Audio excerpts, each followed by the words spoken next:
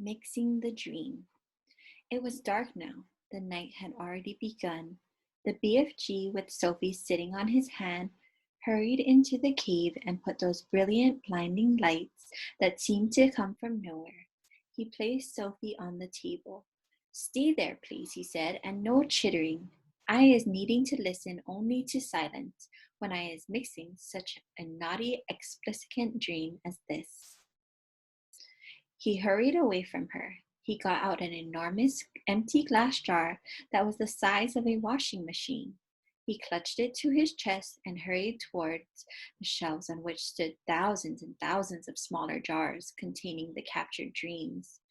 Dreams about giants, he muttered to himself as he searched the labels. The giant is guzzling human beings. No, not that one nor that one. Here's one, and here's another. He grabbed the jars and unscrewed the tops. He tipped the dreams into the enormous jar he was clutching, and as each one went in, Sophie caught a glimpse of a small green glob tumbling from one jar into the other. The BFG hurried towards another shelf. Now, he muttered, eyes wanting dreams about giggle houses for girls and boggle boxes for boys. He was becoming very tense now. Sophie could almost see the excitement bubbling inside of him as he scurried back and forth among his beloved jars. There must have been about 50,000 dreams all together up there on the shelves, but he seemed to know almost exactly where every one of them was.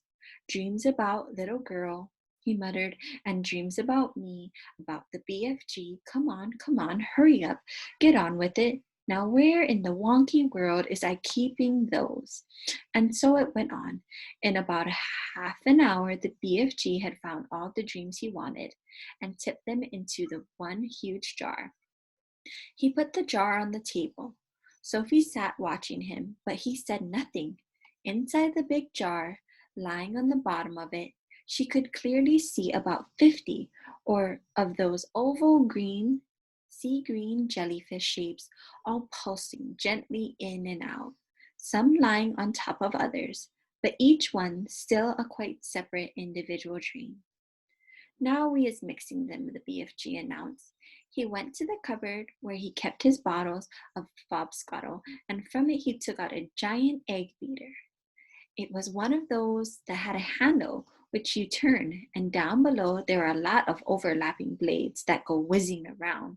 He inserted the bottom end of this contraption into the big jar where the dreams were lying. Watch, he said. He started turning the handle very fast.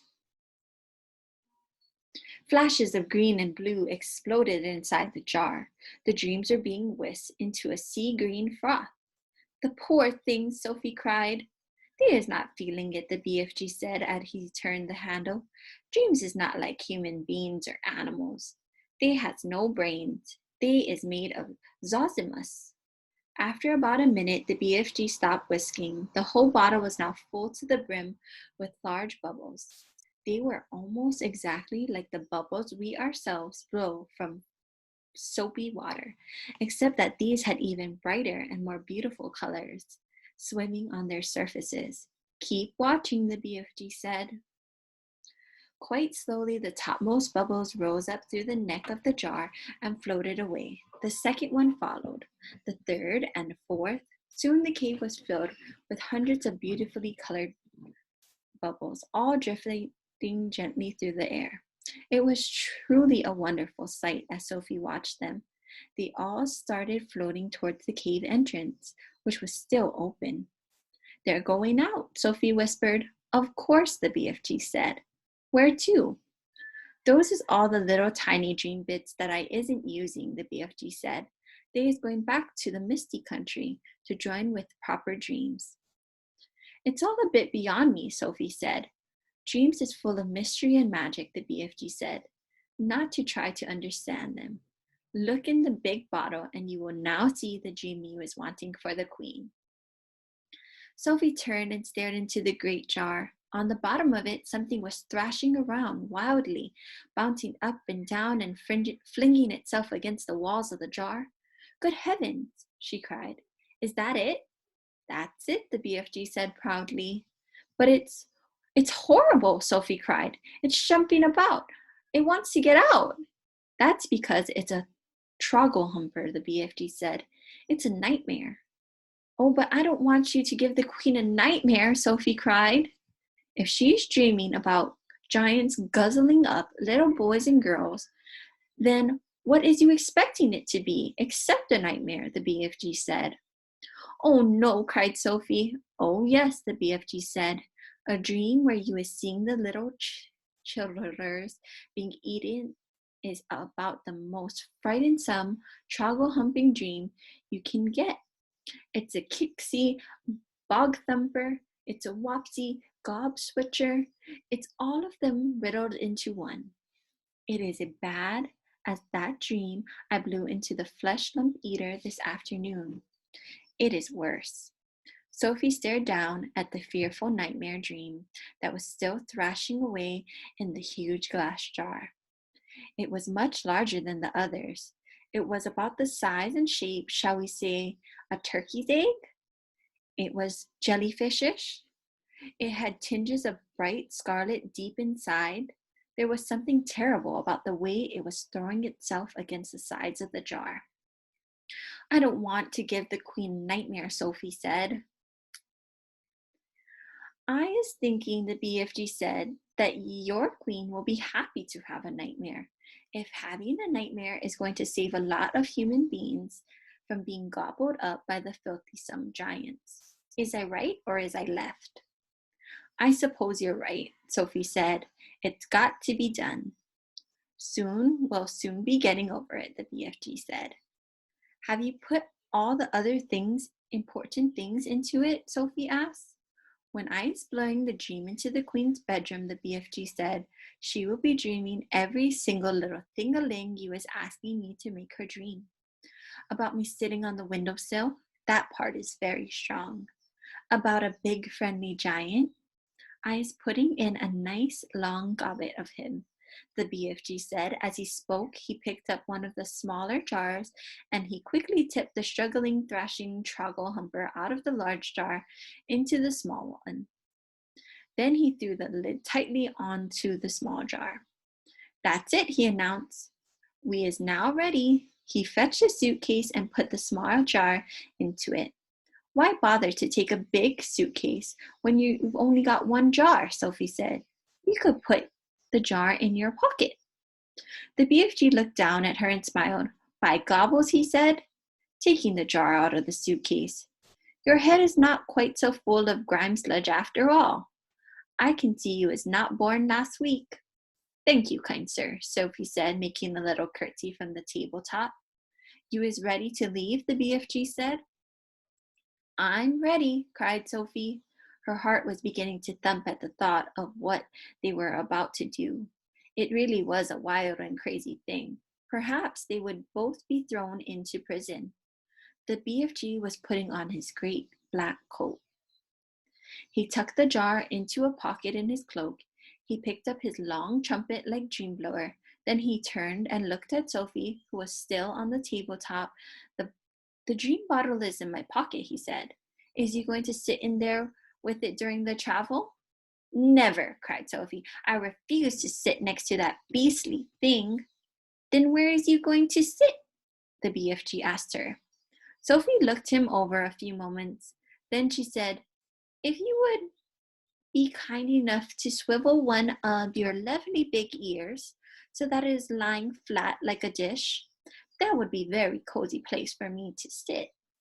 By gumbo, that is a squawkling good idea, the BFG said. Slowly he swiveled his huge right ear until it was like a great shell facing the heavens. He lifted Sophie up and placed her into it. The ear itself was about the size of a large tea tray, was full of the same channels and crinkles as a human ear. It was extremely comfortable. I hope I don't fall down your ear hole, Sophie said, edging away from the large hole just beside her. Be very careful not to do that, the BFG said. You would be giving me a cronking earache. Nice thing about being there was that she could whisper directly into his ear. You is tickling me a bit, the BFG said. Please do not jiggle about. I'll try not to, Sophie said. Are we ready? Oh, yelled the BFG. Don't do that. I didn't do anything, Sophie cried. You was talking too loud. You was forgetting that I is hearing every little thing-a-ling 50 times louder than usual, and there you is, shouting away inside my ear. Oh gosh, Sophie murmured. I forgot that. Your voice is sounding like thunder and trumpets. I'm so sorry. Sophie whispered. Is that better? No, cried the BFG. It sounds as though you was shooting off blunderbuss. Then how can I talk to you? Sophie whispered. Don't, cried the poor BFG. Please don't. Each word is like you dropping buzz bombs in my ear hole. Sophie tried speaking right under her breath. Is this better? She said.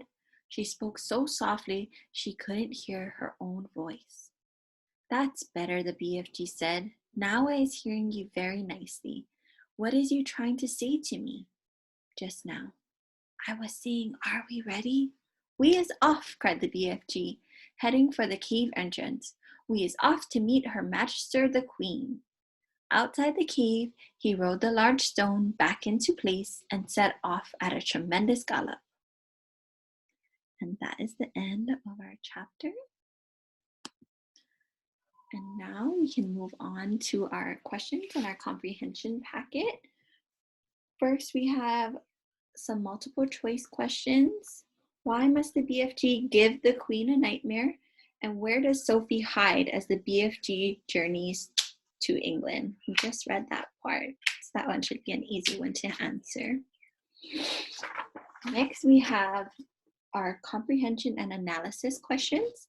Summarize the great plan that Sophie and the BFG came up with. How does the BFG create a nightmare for the Queen? What do you predict will happen next? And our last question, our extending question below, write a persuasive letter to the Queen, convincing her that she must get rid of the bad giants. So go ahead and answer those comprehension questions. And that'll be all for today. So thank you for joining me for our read aloud today. Have a great day. Goodbye, everybody.